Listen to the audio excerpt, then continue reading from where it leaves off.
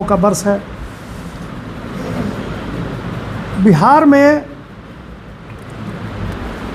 भ्रम फैलाने वाले लोग, कुछ लोग आप देख रहे होंगे कि इतने एक्टिव हो गए हैं सोशल मीडिया पे कि दिन भर में 5-5 उनका प्रेस कॉन्फ्रेंस ही आता। लगता है कि प्रेस कॉन्फ्रेंस छोड़ के और कोई काम ही नहीं है।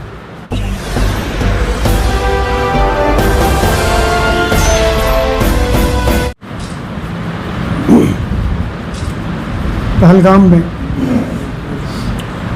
उसने पूरे देश को झकझोर के रख दिया और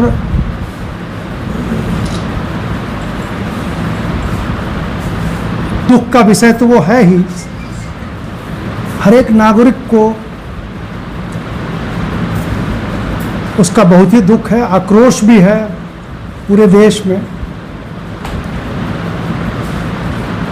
लेकिन सबको श्रद्धांजलि दी गई। हमारे माननीय प्रधानमंत्री श्री नरेंद्र मोदी जी ने, माननीय गृह मंत्री अमित शाह जी ने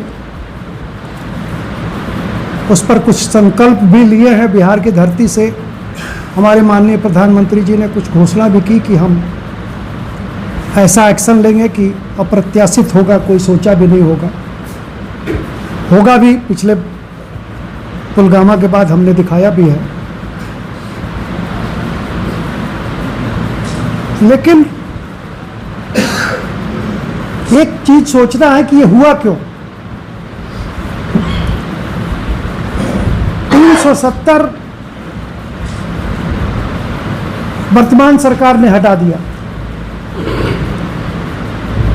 स्टेट से लगा के उसको एक केंद्र शासित राज्य यूनियन टेरिटरी बना दी गई। चूंकि वहां इस ढंग की घटनाएं रुक नहीं रही थी, सब कुछ ठीक ठाक चल रहा था। लेकिन तथाकथित ये ह्यूमन राइट्स वाले, इन लोगों ने इतना शोर मचाया। कुछ राजनीतिक पार्टियां भी एकदम लगातार वहाँ कश्मीर, जम्मू कश्मीर में इलेक्शन के लिए उन लोगों ने सरकार पे इतना दबाव बनाया कि अंततः वहाँ चुनाव हुआ। और चुनाव के बाद कुछ दिन ठीक ठाक चला। चुनाव में विलंब का वजह हम लोग राष्ट्रपति शासन में चाह रहे थे कि सब सही कर दे, एकदम बराबर हो जाए, उसके बाद चुनाव कराएंगे। लेकिन ये मानवाधिकार के नाम पे और राजनीति के नाम पे इन लोगों ने जो करके चुनाव कराया, नतीजा निकला कि आज 28-30 जाने चली गई। आज आप जानते हैं, सभी पढ़े लिखे लोग हैं, आर्थिक दृष्टिकोण से हम 5वीं शक्ति हैं विश्व के। आज 11 साल पहले हम कहीं नहीं थे, आज हम 5वीं शक्ति हैं। हमारा वर्तमान नेतृत्व माननीय प्रधानमंत्री जी का जो सपना है कि हम बहुत जल्द अपने देश को टॉप पे ले जाएंगे आर्थिक दृष्टिकोण से। मिलिट्री के मामले में भी,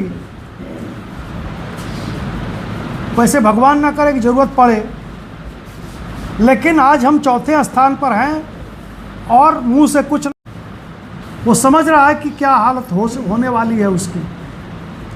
तो उस मामले में भी हम आज बहुत आगे हैं। आज हर गांव तक सड़क, बिजली, पानी आप देख रहे हैं। देश के विकास को जहां हमारे माननीय नरेंद्र मोदी जी ने पहुंचाया है, वो किसी से छुपा हुआ नहीं है। लेकिन बिहार में खास करके मैं बताऊं, चुनाव जब YouTube खोलता हूं तो लगातार प्रेस कॉन्फ्रेंस, और कभी कुछ बातें, कभी कोई ये सपना, कभी वो सपना, बड़े बड़े सब बात दिखाए जा रहे हैं। पलायन रुक जाएगा।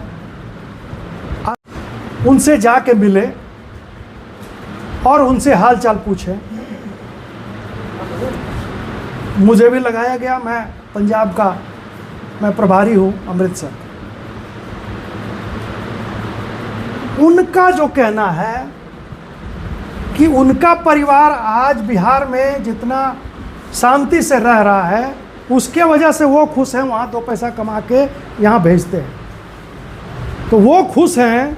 लेकिन इन लोगों ने इस पलायन को इस ढंग से पेंट किया है इस चुनावी वर्ष में, जैसे कि यहाँ पे भूखमरी की हालत हो, सारे लोग भूखों मरते हो। आप देख रहे हैं हमारे केंद्रीय नेतृत्व में माननीय नरेंद्र मोदी जी के सरकार में जिस ढंग से गरीबों के लिए, महिलाओं के लिए जो जो योजनाएं लागू की गई हैं, आज की तारीख में कोई ये नहीं कह सकता है कि हम भूखों मर रहे हैं। कोई गांव से लगाए शहर तक ये कहीं नहीं कह सकता है कि हम भूखों मर रहे हैं। सबको राशन, सबको ज़रूरत भर का सामान, सबको ज़रूरत भर का पैसा वो मिल जाता है सरकार से। रोजगार का जहाँ तक सवाल है, आपने देखा होगा, वो चाहे केंद्र सरकार का बजट हो, बिहार सरकार का आए थे तो उन्होंने जो जो घोषणाएं की सब आपके सामने है।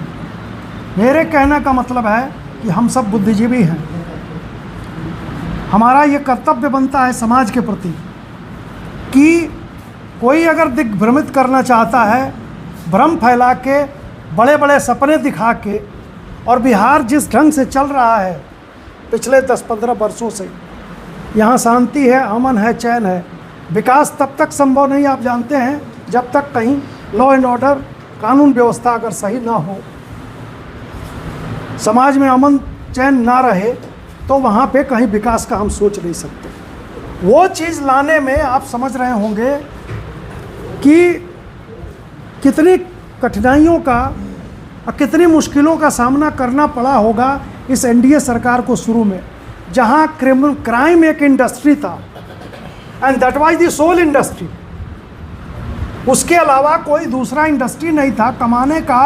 कुछ लोगों का यही धंधा था कि अपहरण को ईंख के खेत में ले जाकर रखो और उसके बाद पैसा वसूलो, गाड़ी रास्ते पर से छीनो, ले जाओ, पैसा वसूलो और उसके बाद उसको छोड़ो।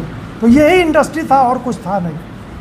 तो उससे उबारने में कितने वर्षों लगे होंगे इस सरकार को, और फिर इसको पटरी पे लाने में जो समय लगा है, तो हमारा आपका बुद्धिजीवियों का ये कर्तव्य बनता है कि कोई भी बहकावा, कोई भ्रम अगर फैलाता है समाज में कि सरकार, नीतीश सरकार ने ये नहीं किया, वो नहीं किया, तो वैसे लोगों को हमारी पार्टी, जो बुद्धिजीवी लोग हैं, वो चाहते हैं कि समाज का जो भ्रम है उसको दूर करें और एक अच्छी पटरी पे लाएं, हमारे युवाओं को रोजगार मिले।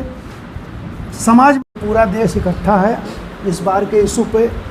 मुर्शिदाबाद और पश्चिम बंगाल में जो हुआ उसमें राजनीति की वजह से थोड़ा सा हमें पीछे होना पड़ता है, हालांकि उस पर भी हम बहुत सख्त कार्रवाई हमारी केंद्र सरकार करेगी, लेकिन उस पर राजनीति करने लगते हैं लोग।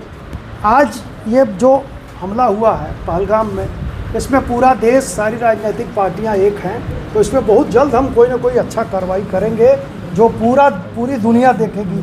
यहाँ पे हमारे माननीय मोदी जी ने पूरी दुनिया को एक संदेश दिया कि हम छोड़ेंगे नहीं। अंतिम द्विवेदी जी, हाँ, सुप्रीम कोर्ट के सीनियर एडवोकेट हैं